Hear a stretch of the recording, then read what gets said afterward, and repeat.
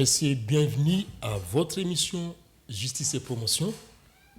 Comme vous le savez, ça traite plusieurs matières de droit et grâce à l'expertise de Maître José Yombo Tipangila, nous avons connaissance de beaucoup de choses. Vous le savez, il dirige l'ASBEL, les Salomon Justice et Promotion.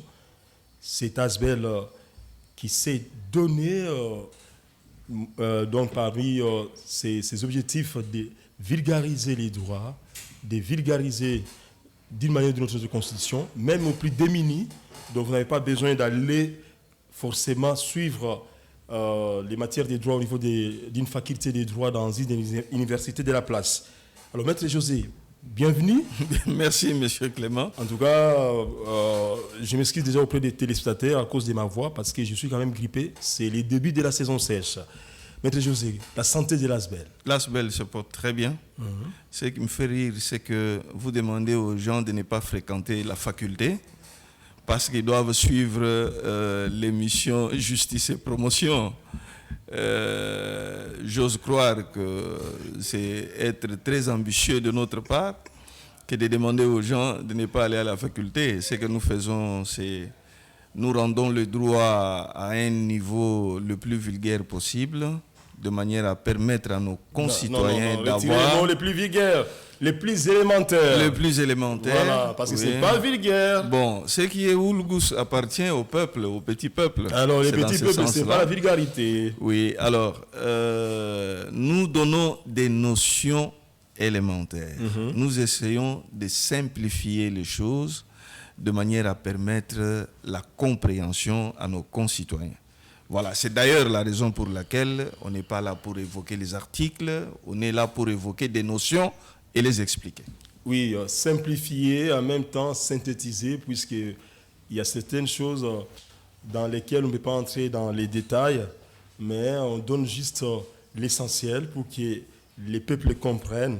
C'est comme l'économie aussi, hein? Donc quand les économistes passent à la télévision, ce n'est pas forcément qu'ils doivent expliquer tout, mais au moins vous avez des notions, par exemple, de macroéconomie, microéconomie, des agrégats macroéconomiques.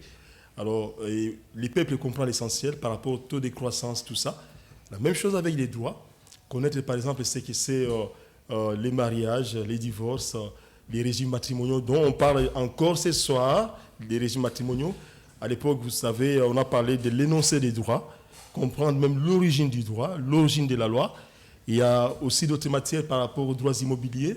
Ça nous a beaucoup aidé, droit de bail et tout ça. Alors, Maître José, s'il vous plaît, nous parlons des régimes matrimoniaux. Alors, pouvez-vous d'abord nous rappeler ce que c'est un régime matrimonial? Oui, bien sûr, quand on parle d'un régime matrimonial, on doit tout de suite se référer au mariage. Le mariage entre des conjoints qui sont appelés à avoir des biens et à les gérer. Quand on parle de régime matrimonial, on voit bien la façon dont les époux s'entendent pour gérer les biens qu'ils ont ou les biens qu'ils auront au sein de leur union. C'est ainsi que le régime matrimonial, c'est un mode de gestion que les époux se choisissent en toute liberté pour le bien-être de leur couple, pour l'évolution en termes de biens matériels qu'ils peuvent acquérir, savoir les gérer le plus efficacement possible. Alors, combien de régimes matrimoniaux peut-on compter? La loi congolaise a prévu 3 régimes matrimoniaux, notamment le régime de la séparation de biens. C'est le premier régime. Deuxièmement, il y a le régime de la communauté de biens réduite aux acquêts, n'est-ce pas? Et enfin, le régime de la communauté universelle de biens. Commençons par les régimes de séparation des biens. Oui. Comment est-ce qu'on peut comprendre ça? Le mot lui-même le dit, c'est un régime où les biens sont séparés. Séparer les biens signifie quoi? Séparer les biens signifie que l'homme a ses biens et la femme a ses biens. Donc le régime de la séparation de biens, c'est un régime où il y a deux patrimoines. Ouais. Le patrimoine de l'homme et le patrimoine de la femme, séparément. Qu'attend-on d'abord par patrimoine pour évoluer? Oui, le patrimoine, c'est l'ensemble de biens qu'un être humain peut avoir. L'ensemble de biens qu'un être. Des biens meubles, des biens immeubles. Pas les biens meubles, ce sont des choses qui peuvent être déplacées. Les biens immeubles, c'est des choses qui ne peuvent pas être déplacées. Ils sont incorporés au sol, n'est-ce pas? Mais il ne faut pas oublier que dans le patrimoine, il y a aussi des dettes. Il y a des dettes. dans les patrimoines de l'un et de l'autre. Oui. Les dettes du mari sont les dettes du mari. Les dettes de la femme sont les dettes de la femme. C'est ça le régime de séparation de biens. Alors, dans ce régime de séparation des biens, est-ce que l'homme est obligé de payer les dettes de sa femme et vice-versa? Bon, le régime est en fait un régime de séparation de biens. Dans votre question, lorsque vous utilisez le mot obligé, je pense qu'il faut le nuancer. Et, oui, évidemment. Je vois la conception très répandue du mariage dans la vie plutôt de tous les jours. Lorsque madame va s'endetter, amène des choses à la maison, il est naturel que l'homme puisse payer les dettes de sa femme. N'est-ce pas? Mais lorsque les époux choisissent un régime matrimonial, ils doivent être conséquents. L'homme, dans un régime de séparation de biens, n'est pas obligé de payer les dettes de sa femme. Et vice-versa. La femme aussi n'est pas obligée de payer les dettes de son mari. C'est un régime de séparation. C'est une séparation de patrimoine. La femme a ses biens, biens meubles, biens immeubles et dettes. L'homme a ses biens, biens meubles, biens immeubles et ses dettes. Et à chacun d'honorer ses dettes. Mais en fait, parce que vous avez posé la question de savoir, est-ce qu'il est obligé? Voilà. J'ai dit il n'est pas obligé, mais il n'est pas non plus interdit de payer les dettes de sa femme, même si on est dans un régime de séparation de biens. Et vice-versa. Ne voyez-vous pas que c'est un régime compliqué qui poserait un problème? C'est Marie et sa femme qui vivent dans la séparation des biens. Pourtant, au départ, il y a d'abord l'amour. L'amour suppose aussi les partages. Est-ce que ce n'est pas une façon de vivre en égoïste? Bon, mais quand les maris vont choisir un régime matrimonial, ils doivent être conséquents. Et dites-vous aussi qu'on ne choisit pas un régime matrimonial par hasard. Je vous ai expliqué les enjeux qui peuvent faire que le couple opte pour un régime de séparation de biens, et cela pour une raison fondamentale, notamment la protection du patrimoine familial. N'est-ce pas?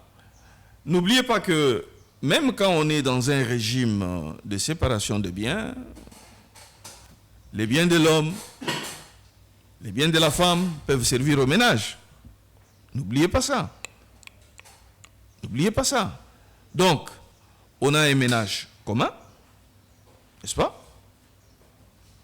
Vous n'allez pas commencer à séparer la farine dans la maison et puis vous dites non, c'est le régime de séparation des biens. Moi, j'ai ma viande, vous avez vos légumes, et puis les madesous là, on doit séparer. Non, c'est pas ça. Le ménage, tous les conjoints ont droit à constituer le bien du ménage. Et ces biens, même s'ils sont séparés, ils permettent à la famille de vivre décemment. C'est ainsi que dans le mariage, lorsque nous optons pour la séparation de biens, l'une des raisons principales, c'est quoi? C'est la protection du patrimoine. Je vous ai dit la fois passée qu'un commerçant qui contracte des dettes peut vous amener une grosse dette à la maison. Ouais, jusqu'à à faire saisir sa à maison. faire saisir la maison. Si la maison est au nom du mari, le créancier va se limiter à saisir les biens du mari. Mais à supposer que les deux maisons sont au nom plutôt de deux époux, le créancier va saisir les deux maisons, va les vendre et la famille sera sur la rue. Mais avec la question des biens, ça peut sauver ça peut sauver la maison de madame ou de la famille, parce qu'il y a madame, il y a aussi les enfants. Il y a les enfants, n'est-ce pas? Tout à fait. Donc, en ce moment-là, le créancier est obligé de se limiter au patrimoine de celui qui a contracté la dette. Alors, comment les époux procèdent-ils pour que l'État puisse connaître les patrimoines de chacun d'eux? Oui, c'est comme nous avions dit la fois passée, lorsque les époux viennent devant l'officier de l'État civil, ils doivent choisir le régime matrimonial. Et lorsqu'ils ont choisi le régime matrimonial, par exemple le régime de la séparation des biens, il faudrait qu'un inventaire de biens soit fait. Par qui? Les époux eux-mêmes, ils doivent lister les biens, ils doivent désigner chaque bien appartient à qui, et ils doivent contresigner. Contresigner sans témoin? Mais ils signent. Ils signent, on n'a pas besoin d'avoir un témoin. Et si un jour il y a des problèmes de chamaillerie, tout ça? Mais quand vous venez avec la liste des biens, vous avez vous-même accepté que ce bien appartient à mon mari, mais vous allez discuter après pourquoi. Et mention est faite plutôt à l'acte de mariage. Cet inventaire est annexé à l'acte de mariage. C'est ainsi que l'État arrive à savoir que dans tel mariage, tel bien appartient à la femme, tel autre bien appartient à l'homme. Donc il y a un inventaire de biens qui se tient. Dans les régimes de séparation des biens, les époux peuvent-ils se faire des dons, des cadeaux? Ce sont des êtres humains. On n'a pas dit que lorsqu'il y a séparation de biens, il y a séparation de corps, il y a séparation des sentiments. Non. C'est le régime de gestion, le mode de gestion des biens qu'on a. Il n'est pas interdit à un mari, dans le régime de la séparation des biens, de faire un cadeau à son épouse. Mais vous devez être conséquent. C'est-à-dire? Lorsque vous avez donné la voiture à votre épouse, c'est sa voiture. Mais ça vient de vous, hein? Oui, mais c'est sa voiture. Ça revient bien séparé? C'est un bien séparé. Un don que vous avez donné? Mais bien sûr. Mais vous avez donné, mais vous n'avez pas donné pour récupérer. Ah oui, parce qu'il y a de ceux-là qui récupèrent quand il y a des problèmes. Je vais récupérer mon bien. Non, mais vous allez récupérer pour autant que c'est votre bien. Parce que c'est qu'on n'arrive pas à comprendre. Donner le bien signifie quoi? Ce n'est pas prêter. Donner le bien, c'est-à-dire que vous transférez le droit de propriété au bénéficiaire du don. Oui, maître, c'est une libéralité. Maître, en tout cas, éclairez-nous davantage. Quand, par exemple, vous faites un cadeau à votre femme, une voiture, par exemple, ça peut être une voiture, ça peut être, si vous avez trop de moyens, peut-être un hélico, tout ça. Et en ce moment-là, la femme qui prend ça comme son bien propre, pour que ça soit sécurisé, devrait-elle encore aller signaler au niveau de la commune ou quoi, que écoutez, j'ai un hélico, une voiture que mon mari m'a donnée, mais comme c'est dans les régimes de séparation des biens, je suis venu pour que les choses ne puissent pas un jour donc se gâter. Non. C'est parce que nous ne nous efforçons pas de saisir les détails de chaque geste que nous posons. La voiture a un titre de propriété. Oui. C'est la carte rose.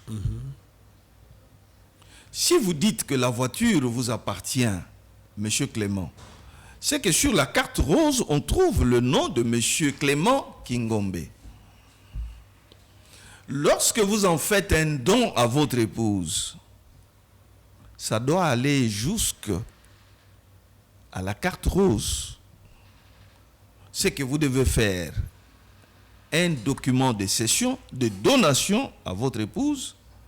Votre épouse va à la DGI obtenir la mutation de ce titre en son nom personnel, avec comme conséquence que s'il arrivait que le mariage soit dissous, cette voiture-là ne rentrera pas dans votre patrimoine. Carrément, c'est parce qu'il y a des documents qui prouvent que c'est pour la femme. Vous avez déjà cédé. Donc la cession transfère le droit de propriété. Alors, comment s'est fait la gestion de ces biens, la gestion de la séparation de ces biens dans la pratique? Non seulement dans la pratique, même la loi reconnaît que, de prime abord, les gestionnaires de tous les biens devraient être le mari. Quel que soit le régime matrimonial choisi. Donc, les gestionnaires de ces biens séparés, oui, c'est toujours le mari. C'est le mari. Donc, mais suivez bien. Il a un avantage. Hein? Suivez bien. Hein? Les époux peuvent se dire, écoutez, vous gérez les biens. Les immeubles, les biens meubles. Le mari peut se permettre de poser des actes d'administration, prendre les loyers, faire entrer des locataires, donner des préavis, payer les impôts fonciers.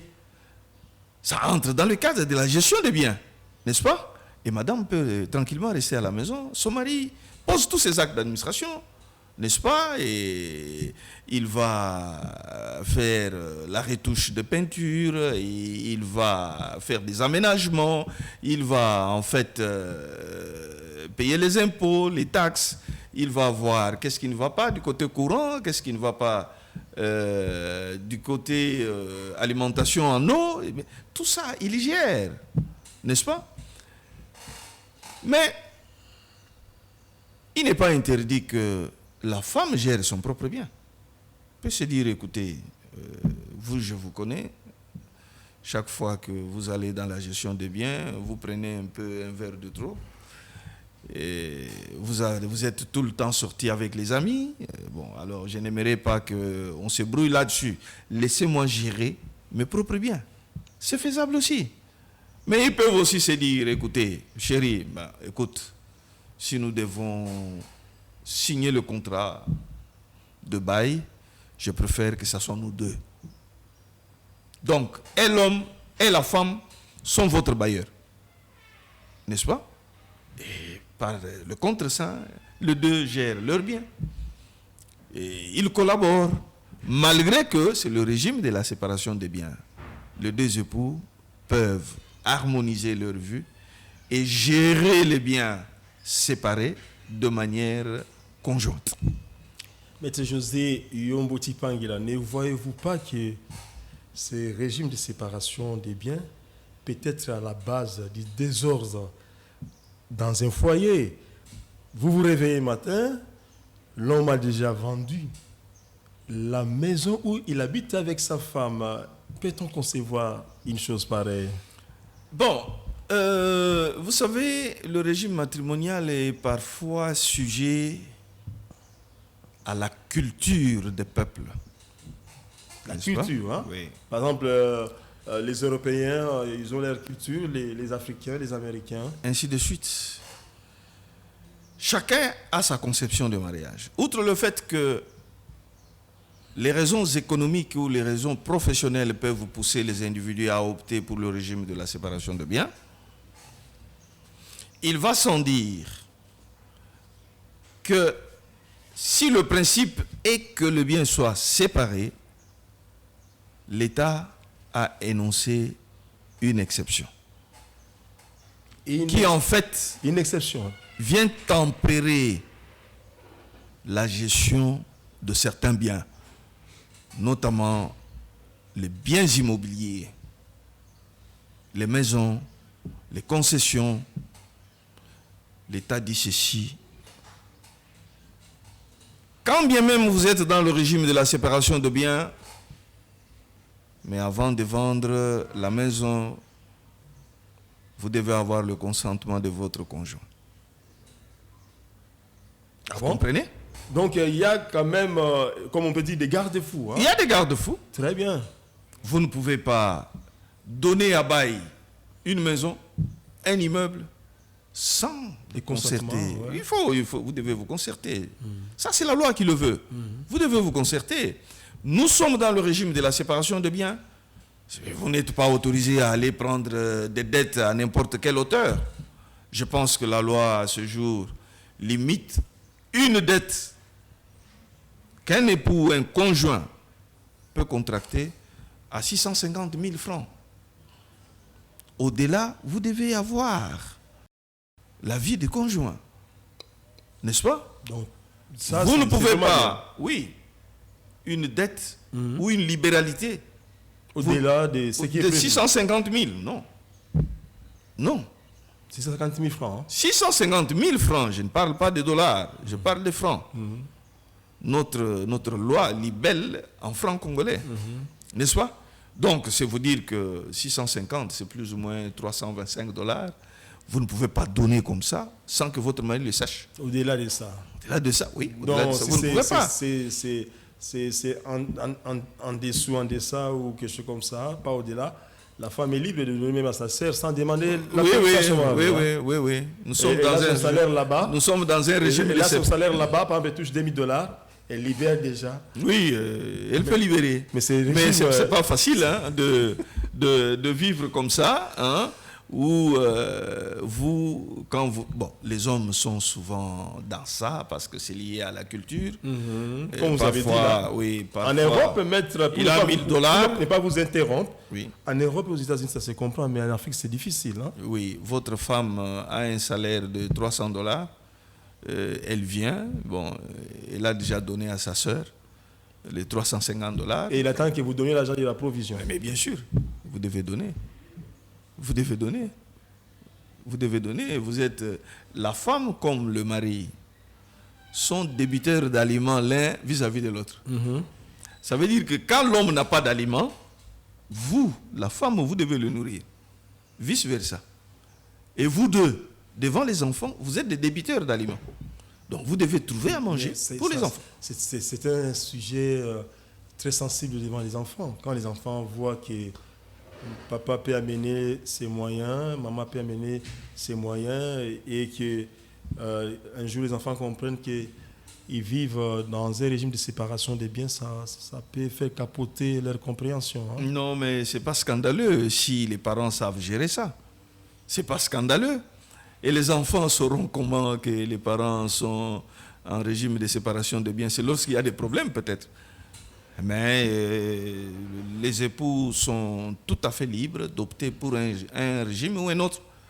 Et que le fait que la loi ait prévu plutôt une gestion commune de biens, bon, les enfants ne pourront même pas comprendre qu'est-ce qui se passe, n'est-ce pas? C'est en cas de divorce où vous pouvez voir maman récupérer sa maison et papa fait ses valises et il s'en va. Alors, en ce moment-là, ça devient scandaleux. Hein? N'est-ce pas? Ça devient scandaleux. Hein, mais on est souvent habitué à voir l'homme rester avec la maison. Souvent, la maison, ça appartient d'abord à l'homme. Oui, en effet. Dans les régimes de séparation des biens, dans le souvent, c'est comme régime ça. de séparation des biens, bon, les maisons n'appartiennent pas toujours aux hommes. Hein. Il y a des femmes aussi qui ont des maisons. Hein. Ah, mais Et en cas on va de divorce, tomber dans le piège vous- de ce que, excusez-moi, c'est notre culture, de ce que Luambo avait chanté, Mario. Oui, mais quand vous y allez, Hein? Quand L'homme vous y qui allez- habite dans la maison de sa femme, Luambo l'appelle Mario. oui, bon, mais Mario ou pas Mario, la maison ne vous appartient pas. Hein? vous devez vous sentir, si vous estimez qu'il est indigne pour un homme que d'aller habiter dans la maison d'une femme, bon, ce qui n'est pas l'avis de tout le monde, mais cherchez votre maison, achetez une maison avant de vous marier, n'est-ce pas? Et quand vous allez... Mais la femme aussi peut avoir des biens de la part de ses parents qui lui auraient donc légué les biens. Oui. Et elle a beaucoup de moyens. Elle dit, mon mari pourrait être locataire. Viens, tu vas habiter dans ma maison. Mais le mari va être locataire comment? Parce qu'il a l'obligation de consommer le mariage avec sa femme. Non, ça veut dire, les maris qui préfèrent, c'est un exemple, oui. Qui veut, par exemple, non, ma femme, on va aller louer la maison pour notre mariage. Comme on s'est marié, il y a une maison, un appart que j'ai loué. La femme dit non, écoutez, moi j'ai des maisons de mes parents, hein. Ils m'ont fait cadeau de 5 maisons, j'ai mis d'autres en location. Il y a 2 pour moi, choisissez parmi les 2 ici, là on peut habiter. Et l'homme, il accepte de venir habiter dans la maison de sa femme. Mais c'est ça les réalités, les vraies réalités des régimes matrimoniaux plutôt, n'est-ce pas? Comment gérer ça? Parce que souvent, les femmes, je m'excuse. Allez-y, maître. Toutes ne sont pas les mêmes. Toutes les femmes ne sont pas les mêmes. Ouais. Souvent dans notre culture, l'homme se sent diminué quand il habite chez la femme. Vous le dites, ça a déjà été chanté. Mario, c'est entré dans la culture du Congolais. Un homme qui va habiter dans la maison de la femme semble être indigne au sein de notre société, n'est-ce pas? Mais ailleurs, c'est normal. C'est tout à fait normal. Aller en France, aller dans les pays occidentaux, la femme peut avoir la maison et l'homme vient habiter, bon, sans gêne, n'est-ce pas? Ici, vous les appelez les gigolos. Vous les appelez les gigolos. Bon, mais et souvent aussi, c'est le comportement des hommes qui habitent chez les femmes qui font qu'ils deviennent indignes. Pourquoi? Parce que il se comporte comme un étranger dans cette maison-là. Il se comporte comme un étranger. Hein? Il devrait donc comprendre que, effectivement, c'est la maison de ma femme. Il doit se comporter comme dans sa propre maison. Donc, s'approprier l'autorité. Oui, il ne doit pas être complexé vis-à-vis de son épouse parce que son épouse a une maison. Nos femmes ne se complexent pas. Quand nous les hébergeons chez nous, vraiment? Elles sont à l'aise. C'est la maison de mon mari. C'est une fierté d'ailleurs. Mais oui, c'est la maison de mon mari. Mais il n'y a aucun problème. La femme de Yves Mbouba serait très contente d'être dans la maison de son mari. Oui, mais il n'y a aucun problème. Nos femmes sont décomplexées lorsqu'elles vivent dans les maisons qui appartiennent à leur mari et elles estiment que c'est de droit, n'est-ce pas? Pourquoi l'homme ne peut pas se sentir à l'aise? Maître, probablement. Parfois, les droits, quand vous nous expliquez ça, les matières qu'on est en train de recevoir de la part de votre connaissance et expertise, mais écoutez, c'est pas loin aussi des domaines de Dieu. Hein? Oui, en effet, mais le régime, la loi est l'expression non seulement de la culture, mais aussi de la volonté d'un peuple. Le législateur, souvent, donne une loi pour réglementer un fait social. Donc, les faits sociaux précèdent les lois. C'est comme ça qu'en RDC, pour ne pas vous interrompre, naturellement, vous allez continuer. Hein? Je ne suis pas là pour vous interrompre. Oui. Ce sont seulement des questions de relance et puis des points de vue de relance pour que vous nous aidiez davantage. Naturellement, c'est basant sur les faits sociaux de notre pays, la culture bantoue, la culture de la République démocratique du Congo. Souvent, on a remarqué que ces régimes de séparation des biens, en général, n'est pas les bienvenus. Hein? Donc, c'est ce qu'on a remarqué. Hein. Oui, c'est vrai, ce que vous dites est vrai, d'autant plus que lorsque... Surtout que beaucoup de Congolais sont des croyants, et là, ils se réfèrent directement à Dieu, l'amour. Donc, ça se partage tout. Hein? Oui, c'est comme ça que j'ai dit que quand vous expliquez les droits, je vais dire, il y a des choses vraiment qui ressemblent au domaine de Dieu. Oui, en fait... Vous-même, vous êtes quelque part croyant, je pense. Vous n'êtes pas quand même un athée, maître José. Pas du tout. Voilà. Pas du tout, je suis un croyant. Je suis un croyant. Le régime de la communauté de biens reflète plus ce que devrait être un mariage. L'homme au service de la femme au service de l'homme. Voilà. C'est bon. Pour une évolution et un épanouissement réciproque sur le plan spirituel et sur le plan matériel. C'est ce dont on va parler prochainement, mais pour terminer avec la séparation des biens, oui. J'aimerais me poser une question par rapport au cadeau des mariages. Oui. Dans ces régimes de séparation des biens, ces cadeaux de mariage, ça appartient à qui? Le cadeau de mariage. Parce que les biens doivent être séparés. Maintenant, il y a les cadeaux de mariage. Les cadeaux de mariés, là, ça appartient à qui? Aux deux. Mais comment est-ce qu'ils vont se départager ça? Oui, il faut savoir que même quand on est dans un régime de séparation de biens, oui, on peut donner un bien aux deux conjoints. On peut donner un bien aux deux conjoints. Et les deux conjoints peuvent gérer ce bien dans l'indivision. N'est-ce pas? Ils peuvent gérer ce bien sans vouloir le séparer. Ah bon? Oui. Cela peut avoir des répercussions sur le plan, par exemple, des dettes. À supposer qu'on doit dissoudre le mariage.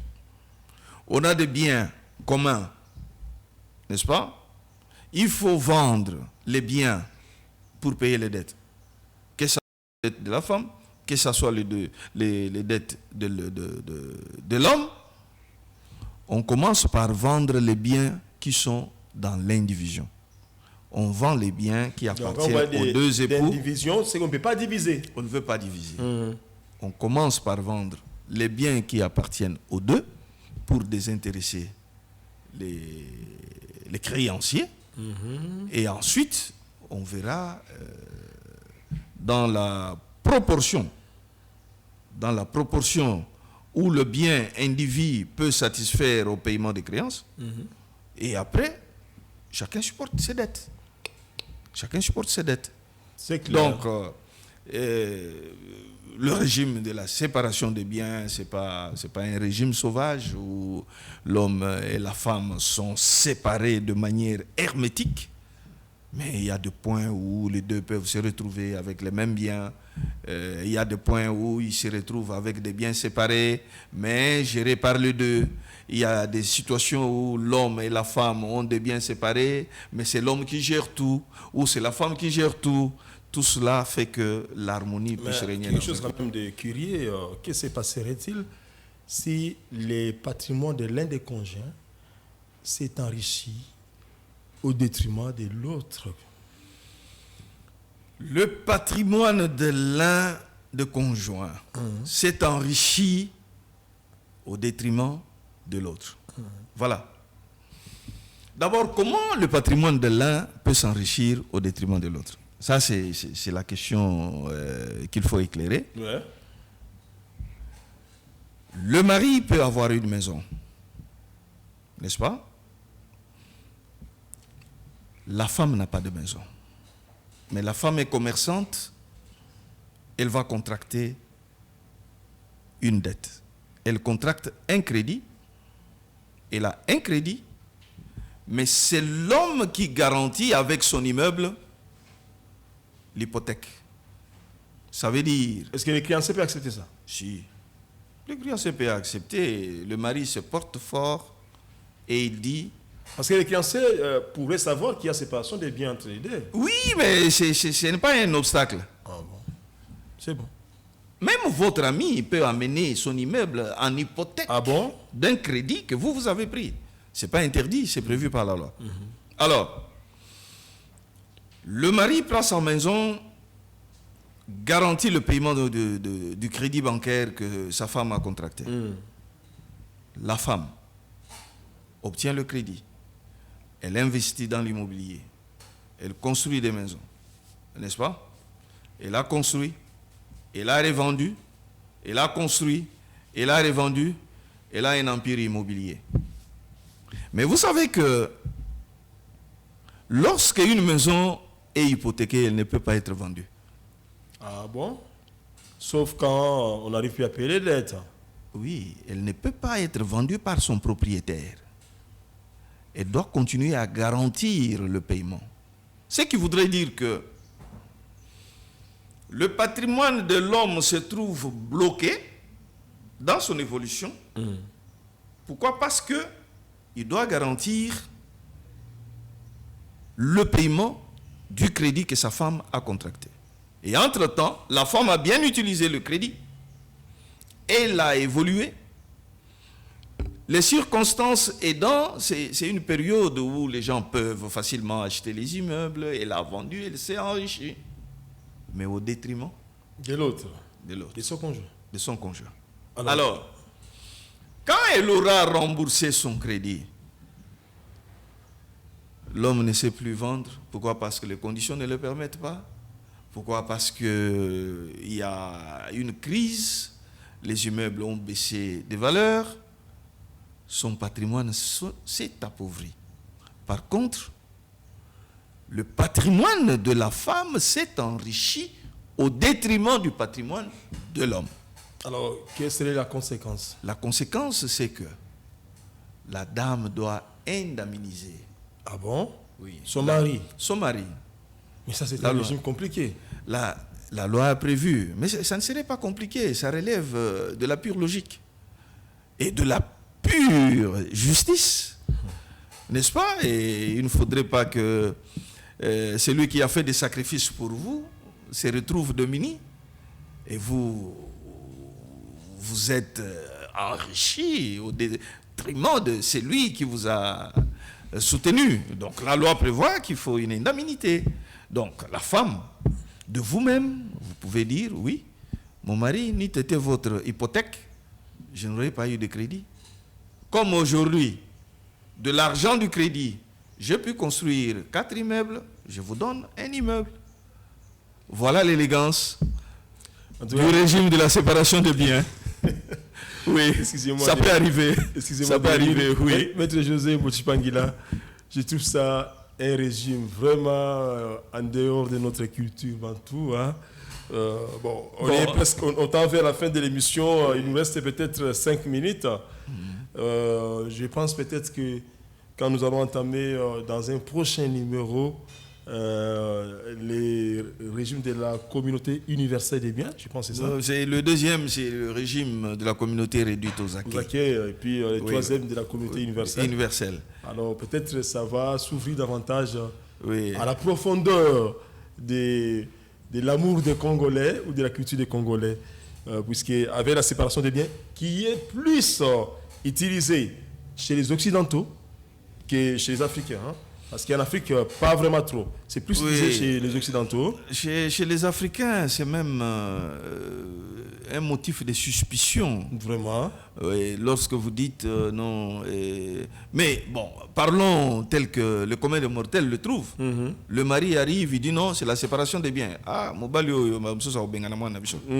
donc il a ses biens, il ne veut pas que son épouse puisse participer, donc il puisse en bénéficier, n'est-ce pas? Et la femme aussi qui a des biens aussi. La femme qui est riche.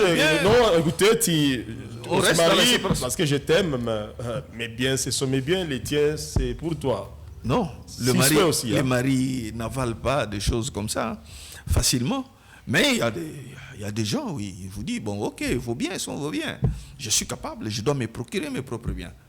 Mais je vous dis, pour le besoin de l'harmonie, il faut que les deux époux trouvent leurs biens ensemble, le gèrent ensemble, en bénéficient ensemble, avec eux et les enfants qu'ils peuvent avoir.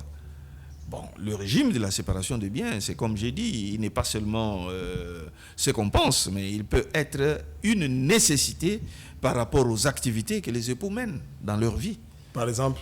Oui, mais les commerçants qui sont tout le temps entre le régime de donner, recevoir, prendre des dettes Des à crédits, gauche, tout payer, tout ça. Mais hypothéquer des maisons. le régime de la séparation des biens protège par Vraiment. rapport au régime de la communauté. Alors, dans les domaines des régimes matrimoniaux, c'est là où on va clore avec ces numéros, où on parle des régimes matrimoniaux, bien sûr. Et aujourd'hui, on est dans les détails du régime de séparation des biens. Vous savez, l'autre fois, on a parlé des régimes matrimoniaux, mais on n'était pas explicite. Bon, le maître a essayé d'expliquer, sauf que vous aviez besoin de tous ces détails. C'est comme ça qu'on en fait un numéro pour chacun des régimes. Et aujourd'hui, on a commencé avec la séparation des biens. Alors, pour conclure avec cette émission, dans les régimes matrimoniaux, comme on parle aujourd'hui de séparation des biens, bien sûr, faisant un peu référence à la communauté des biens pour faire la différence. Alors, vous qui êtes avocat, c'est là où je vais conclure. Quand vous avez votre client qui veut se marier, ou votre cliente, est-ce que vous lui conseillez quelque chose par Non. rapport au régime? Par rapport au régime, le devoir de l'avocat, c'est quoi? C'est d'expliquer les 3 régimes. Et non d'influencer. Et non d'influencer. C'est ça le travail de l'avocat. Vous devez expliquer les avantages et les désavantages de chacun des régimes matrimoniaux. Il appartient aux époux de choisir. Et ça, il ne faut pas chercher à influencer. Et ça serait indélicat de la part d'un avocat que de vouloir influencer sa cliente ou son client sur un régime matrimonial. Il faut expliquer les avantages, les désavantages de tous les 3 régimes matrimoniaux. Il appartient au client de choisir. Comme vous aussi, vous avez choisi, là c'est privé, on ne va pas en parler, mais en tout cas, c'est vraiment intéressant, les domaines des régimes matrimoniaux, puisque c'est là où on comprend davantage ce qu'on veut au sens matériel, avoir comment est-ce qu'on veut se comporter dans les mariages, et ça évite déjà les conflits au départ, parce que l'homme choisit avec sa conscience, la femme aussi choisit avec sa conscience. Maître, vous voulez ajouter quelque chose avant de clore? Non, et je voulais tout simplement dire que le législateur est arrivé à légiférer sur les 3 modes de gestion du régime matrimonial. C'est qu'il y a une nécessité. Il y a une nécessité d'une vie moderne. La société évolue, la manière ou la conception du mariage tel que nous l'avions par le passé est astreinte à l'évolution par rapport aux activités que les époux peuvent mener dans une vie moderne. La vie d'antan s'est limitée à la chasse, à la cueillette, au ramassage. Et on avait une certaine conception de la vie. On avait une conception de la manière dont les époux peuvent acquérir les biens, comment ils peuvent les gérer, qui est totalement différente des époux actuels.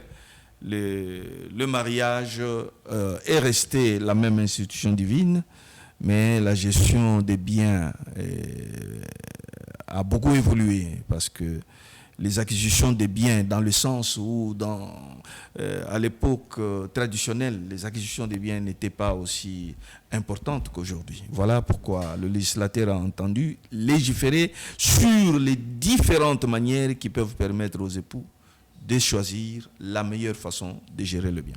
Donc les législateurs ne vous imposent pas un régime.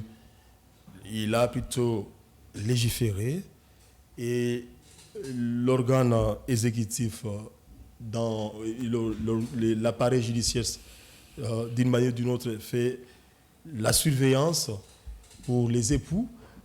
Et alors, vous êtes libre de choisir ce que vous voulez en âme et conscience.